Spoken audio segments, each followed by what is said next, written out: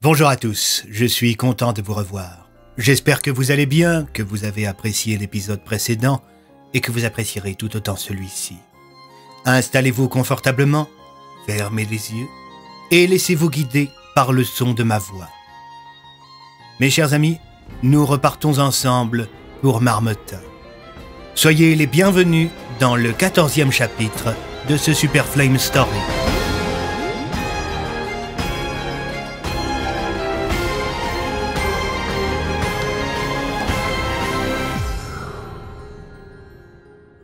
« 14 décembre. L'émission de Jean-Jacques Bardin de la veille avait fait grand bruit et comme si ça ne suffisait pas, la Gazette de Marmottin en avait rajouté une couche. Le numéro du jour titrait « L'inspecteur Bloom pris en flagrant délit de mensonge ». Assis dans le bureau du commissaire, l'inspecteur pestait. Avec lui se trouvaient Bennett, Yupvig et Tassier. Tous trois cherchaient des solutions tandis qu'Oswald jouait avec Rico et le lieutenant Fonck. « C'est vraiment du grand n'importe quoi !» s'exclama l'inspecteur. « C'est clairement une manœuvre de la DPA, déclara Andrew. « Manœuvre ou pas, reprit Tassier, le fait est que la moitié du village croit en la version de Darmin. J'ai même vu certains collègues me regarder en chien de faïence. »« Ah, c'est pour ça que vous avez poussé une gueulante tout à l'heure. »« Le respect de la hiérarchie et de la discipline sont deux choses non négociables dans ce commissariat. »« Le colonel serait bien d'accord avec vous, » déclara Yupvig. « À ce propos, Yup, vous avez des pistes concernant les documents dont nous avons parlé ?» demanda l'inspecteur. « Oui, on s'est renseigné. Ils ont été entreposés dans une tente spéciale, mais aucun des gars qu'on connaît n'y a accès.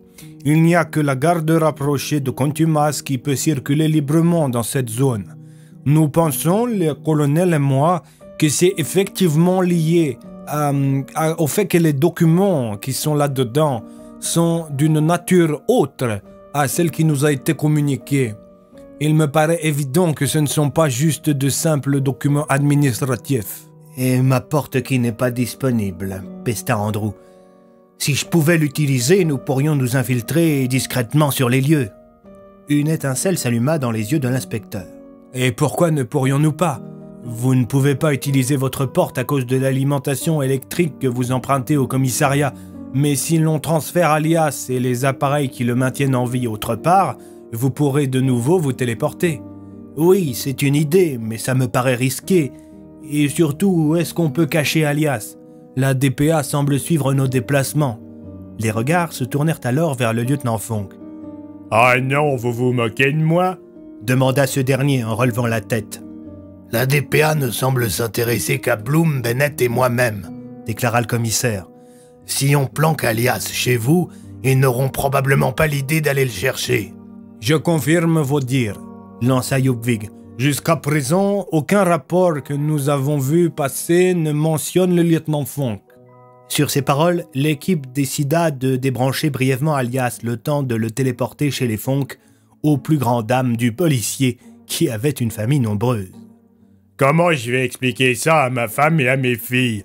demanda ce dernier, tandis que l'on installait le chef de la DPA dans la chambre de la petite dernière. « Vous trouverez bien, » déclara Tassier en tapant sur les épaules du lieutenant. « Bon, d'accord. Mais est-ce que vous pouvez m'aider à transférer le lit du bébé dans la chambre conjugale? Je préfère éviter de le laisser dormir juste à côté d'Alias, on ne sait jamais. »« Bien entendu, » déclara l'inspecteur Bloom tandis qu'Oswald allait s'allonger au pied du lit dans lequel était allongé Alias. « Oswald, enfin !» s'exclama Bennett. « Tu ne peux pas rester là !»« Ravioli !»« Oswald, j'ai dit non !»« Ravioli !» Fonck eut alors la judicieuse idée de se rendre dans sa cuisine. Il revint quelques instants plus tard avec une boîte de raviolis. « Oh, ravioli !» cria Oswald en se précipitant sur la conserve, tandis que le lieutenant la jetait dans la porte magique d'Andrew. « Eh bien, Fonck, félicitations !» s'exclama Bloom. « On dirait bien que vous avez trouvé une méthode efficace pour faire bouger Oswald. » Pour remercier le lieutenant de sa bienveillance, Tassier lui donna sa journée. Il le méritait bien. Alors qu'il n'avait rien demandé à personne, la chambre de son jeune enfant était désormais squattée par le numéro 1 de la DPA et plusieurs appareils faisant toutes sortes de bruits plus perturbants les uns que les autres. De quoi devenir paranoïaque. Et en parlant de paranoïa, l'hôte du lieutenant étant en danger de mort, on confia au policier une arme lourde et on fit installer discrètement une alarme et des caméras à l'extérieur de la maison. Les membres de l'équipe Bloom pouvaient à tout moment consulter les images à l'aide de leur smartphone. On avait même installé une appli Panic Button sur le téléphone de Fonk. Si quelque chose lui paraissait anormal, il avait juste à appuyer pour que plusieurs collègues appliquent toute sirène hurlante. Comme Fonk craignait surtout pour sa famille, Bennett promit de toujours arriver immédiatement sur place à l'aide de sa porte pour mettre les proches de Fonk en sécurité en cas de besoin. Il ne restait plus qu'à prier pour que tout se passe au mieux. Soudain, le portable de l'inspecteur Bloom se mit à sonner. « Nathan Bloom, j'écoute ?»« Bonjour, inspecteur. Comment vous portez-vous ?»« Talion, espèce de... » Allons, inspecteur. Pas de grossièreté entre nous. Ce n'est pas le moment, surtout que je suis juste en face de votre domicile. J'ai une vue parfaitement dégagée sur le petit Valentin qui joue aux gendarmes et aux voleurs avec son frère. C'est assez drôle comme jeu, surtout quand on arrive à faire passer le gendarme pour le voleur. Vous faites allusion à votre intervention radiophonique d'hier soir. Je ne vois pas de quoi vous parlez. Oh que si, vous voyez très bien, espèce d'enfoiré. Bref, je vous contacte de la part de Contumace pour savoir si vous comptez appuyer la mise en place des élections anticipées. Quand bien même je voudrais, vous avez détruit notre crédibilité au commissaire et à moi-même.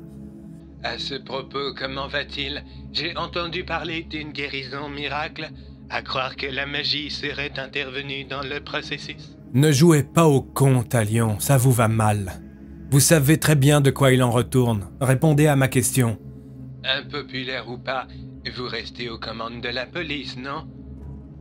Allez dire ça aux clients du vieux fournil qui passent la moitié de leur journée à nous casser du grain sur le dos. Allez dire ça à nos concitoyens qui huent nos patrouilles et qui caillassent parfois même nos véhicules. Allez dire ça à mon gosse qui se retrouve tout seul à la récré parce que les parents des autres leur ont dit que j'étais pas fréquentable. Nous n'avons pas détruit vos réputations, inspecteur. Nous les avons détériorées. Nous pouvons les rebâtir si vous acceptez de nous aider. Si nous acceptons de vous aider à avoir la main sur l'exécutif marmottanais, vous voulez dire? Ce serait mieux pour tout le monde. Réfléchissez-y, pensez à vos enfants. Vous aimez bien ça, hein? Menacer les gens. Vous vous sentez fort quand vous faites ça, non? Disons que c'est efficace, mais croyez-le ou non, inspecteur, je suis plutôt du côté des gentils. J'aimerais tellement pouvoir vous croire. Écoutez, je sais pertinemment où est Alias. Je n'ai pas transmis l'information à Contumace. Ne me poussez pas à le faire. Tout à l'heure, je vous ai dit que j'observais vos enfants et c'est faux. En fait, je suis devant le domicile des Fonk et je vous observe avec des jumelles. Coucou. Pensez à ce que je vous ai dit, inspecteur. Pensez à vos proches. Et pensez au village. L'inspecteur se précipita vers une fenêtre qui donnait sur la rue et constata qu'effectivement, en contrebas, se trouvait Talion, une paire de jumelles à la main. « Mais qu'est-ce que c'est que tout ce bordel ?» lança Nathan. « Qu'est-ce qu'il voulait ?» demanda Tassier. « Les élections anticipées. Je commence à me demander si nous ne devrions pas accepter. »« Vous pensez ?» demanda Bennett. « Talion me semble de plus en plus être un personnage ambigu. Je n'en suis pas certain, mais je pense qu'il joue double jeu. »« Dans quel intérêt ferait-il cela ?»« Le nôtre, peut-être, dans le fond. » Soudain, un grand vacarme commença à se faire entendre dans la rue, et pour cause. Un cortège de marmottanais se dirigeait vers le centre-ville. La foule de villageois scandait « On veut un nouveau maire !» Certains avaient des tambours, d'autres des pancartes. Malgré la neige et le froid, les braves citoyens du petit village se réunissaient à l'extérieur pour demander l'élection d'un nouveau maire. Cette manifestation, qu'observaient Bloom, Fonk, Tassier et Bennett depuis les fenêtres du lieutenant, n'avait pas grand-chose de spontané. Elle était pilotée par Cassandra Darmin et Marmottin FM notamment. L'inspecteur Bloom et le commissaire Tassier avaient tellement été omnubilés et perturbés par la première page de la Gazette qu'ils en avaient oublié de lire les suivantes. Or, en page 5, la journaliste opportuniste appelait la population à défier la police et la DPA pour demander plus de démocratie et le retour d'une personne à la tête de la commune. Un article qui, bien entendu, avait été commandé par Talion sur ordre de Contumace. Tassier venait de comprendre la subtilité du piège qui avait été mis en place. Il s'agissait là de provoquer artificiellement chez les marmottanais la volonté d'avoir un nouveau maire, tout en discréditant les seules personnes susceptibles de s'opposer à la démarche d'une manière efficace, à savoir les forces de police. La manipulation avait tellement bien fonctionné que certains policiers, un peu naïfs, escortaient les manifestants avec leur voiture de fonction. « Quelle bande d'imbéciles !» lança le commissaire. « La voiture numéro 11, ça ne serait pas Mullier par hasard ?» plaisanta Bloom en voyant le véhicule passer sous les fenêtres. « Ça ne m'étonne même pas de cet idiot. » « Je crois qu'on est pris au piège, commissaire. Même les moins crédules de nos collègues refuseront d'aller disperser la foule s'il y a les copains dans la manif. » Et comme par hasard, aucun des soldats de la DPA à l'horizon. Eux qui sont si prompts à intervenir d'habitude sont les grands absents de cette manif. On s'est fait avoir. Tassier, Bloom et Bennett quittèrent le domicile des Fonck en remerciant chaleureusement leurs collègues. Ils firent un saut au commissariat pour ordonner aux collègues récalcitrants d'aller sécuriser la manifestation sans prendre parti. « Et c'est reparti pour du maintien de l'ordre !» s'exclama le lieutenant Andreas en mettant un casque à contre-cœur. Le jeune lieutenant détestait cette facette de son métier. Lui, ce qu'il voulait, c'était résoudre des crimes et arrêter des criminels, pas rester planté dans le froid avec un casque, un bouclier et une matraque en attendant patiemment que les gens acceptent de rentrer chez eux. Tandis que les policiers gagnaient leur véhicule, souvent sans véritable entrain, l'inspecteur s'inquiétait. Il savait qu'il y avait dans le village certains habitants un peu extrêmes, les chasseurs et les agriculteurs notamment. Bien que n'ayant pas de mauvais fond, ils avaient parfois du mal à faire la part des choses et aimaient trop sortir leur fusil pour un oui ou pour un non. Ils redoutaient une escalade violente. Escalade qui serait du pain béni pour la DPA, d'autant plus que sur la place de la mairie, les unités de la division Plume d'Argent avaient été réduites au strict minimum. Une petite dizaine d'hommes, tout au plus, qui commençaient à essuyer des tirs de boules de neige. Certains soldats de la DPA, d'ailleurs, ne pouvaient s'empêcher d'esquisser un sourire lorsqu'un manifestant arrivait à viser un collègue en pleine figure. Alors que les hommes fidèles à Tassier arrivaient sur place, toutes sirènes hurlantes, les Marmottanais commençaient à former une masse critique de manifestants. Les esprits s'échauffaient, les insultes fusaient, et les boules de neige furent bientôt remplacées par des projectiles plus solides. « Oh chiotte la DPA et les flics, bouh! Bande de pourris! Tous des vendus !» Les hommes de la DPA serrèrent les rangs. Ils avaient reçu l'ordre de ne rien faire.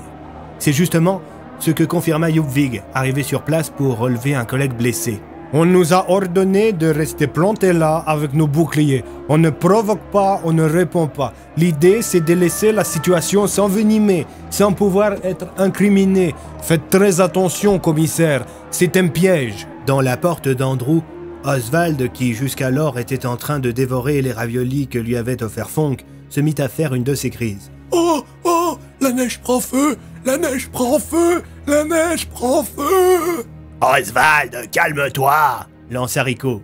Le vieux bougre n'en fit rien. Il chippa un crayon sur le bureau d'Andrew et se mit à gribouiller sur le sol. « Qu'est-ce que tu dessines, mon vieux ?»« La neige prend feu, la neige prend feu !» lança ce dernier, en dessinant quelque chose qui ressemblait de plus en plus à une balle de pistolet. « Ah, merde, et Andrew qui est pas là !» Le vieux bougre ne se calmait pas. « Ravioli, ravioli, de la magie, la neige prend feu. Oh non, la neige prend feu. Non, non, non, non, non, la neige prend feu. » Au même instant, sur la place de la mairie, le commissaire Tassier grimpait sur le toit d'un véhicule de police. Il se saisit d'un mégaphone pour apaiser la foule en faisant quelques blagues comme il en avait l'habitude. « Bon les copains, calmez-vous, on va quand même pas se taper dessus. »« On veut un nouveau maire !» hurla un manifestant. « Tassier, sale traître !»« Allons, allons, du calme, on va se poser et en discuter. »« Y'en a marre, on peut plus en rester là, on peut plus rester calme et rien faire !» Au pied du véhicule sur lequel se trouvait le commissaire, se tenait le lieutenant Andreas. Le jeune policier paniquait. Il n'était pas habitué à devoir gérer ce genre de situation. Il respirait rapidement et ne savait pas trop où donner de la tête. Il était en alerte. Qu'est-ce que je fous là? Qu'est-ce que je fous là? Qu'est-ce que je fous là? Soudain, le temps sembla se suspendre. Le jeune lieutenant remarqua parmi les manifestants un homme affublé d'un regard qui en disait long.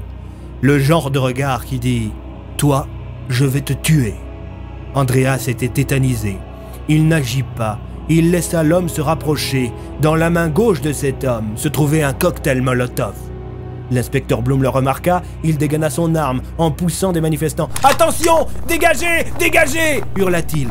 C'était trop tard. La bouteille embrasée venait d'être lancée sur le lieutenant Andreas. Elle éclata sur lui dans un terrible fracas. Des gerbes de flammes enveloppèrent le corps du jeune homme. Ses vêtements prirent feu et il s'effondra au sol en hurlant de douleur. Dans la porte d'Andrew, Oswald se tapait la tête contre le bureau d'Andrew Bennett. Il semblait être rempli de tristesse et de colère. « La neige prend feu! La neige prend feu !» Il y eut un mouvement de panique. L'inspecteur tira sur l'assaillant, qui s'effondra au sol, blessé par balle. Certaines personnes de la foule, qui n'avaient pas du tout suivi l'intégralité des événements, ne virent et n'entendirent que le tir de l'inspecteur. « La police nous tire dessus !» Les gens se mirent à paniquer, alors qu'Andreas, au sol, hurlait sa douleur. On entendit d'autres coups de feu. Ce que redoutait l'inspecteur Bloom était en train de se produire. Les chasseurs du village avaient apporté des fusils. Pour le moment, ils tiraient en l'air, mais Bloom redoutait plus que tout qu'ils ne se mettent à viser des gens. Devant les décombres de la mairie, la situation s'envenimait de plus en plus. La tension était palpable et Marmottin risquait de basculer dans un bain de sang. Contre les instructions de ses supérieurs, Ljubvig ordonna aux hommes de la DPA d'aller entourer les policiers pour les protéger. La situation s'envenima. Ici Sentinelle 25, groupe mairie. Nous avons besoin de renforts et de secours. 2 blessés graves. La situation n'est plus sous contrôle. Je répète, la situation n'est plus sous contrôle. Une partie des manifestants quitta le secteur, d'autres restèrent pour en découdre. Mais cette fois-ci, la DPA ne laissa pas la situation dégénérer. Le colonel Hartmann, le supérieur de Ljubvig, prit en charge l'intervention des renforts. 2 camions de transport de troupes arrivèrent sur place, suivis par 2 ambulances. La tension était très grande. Le colonel ordonna que l'on nasse la place de la mairie. Ce sont quelques 60 soldats qui entourèrent la population restée sur place. Alors que l'on évacuait les 2 blessés, Bloom fut pris à partie par la foule, forçant les hommes de Ljubvig à l'extraire de la zone.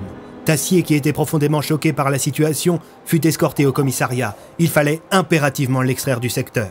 La haine s'était emparée de l'esprit d'une partie des habitants de Marmottin. Cette haine sale qui pousse aux actes inhumains. Le commissariat fut placé sous haute protection de la division Plume d'Argent. Contumace ordonna un couvre-feu dans tout Marmottin. Les troupes, qui jusqu'ici étaient plutôt en retrait, étaient maintenant omniprésentes. On semblait voir se profiler à l'horizon funeste qui se dessinait un nouveau protocole Centurion. Lockdown total pour Marmottin. « Comment est-ce qu'on a pu en arriver là ?» dit à voix basse le commissaire Tassier au capitaine Leblanc, tandis qu'à quelques kilomètres de là, au camp de base de la DPA, Contumace se frottait les mains. « Parfait, absolument parfait, mon cher Talion, tout s'enchaîne d'une manière idéale pour la suite. » Formidable, nous ne pouvions espérer mieux.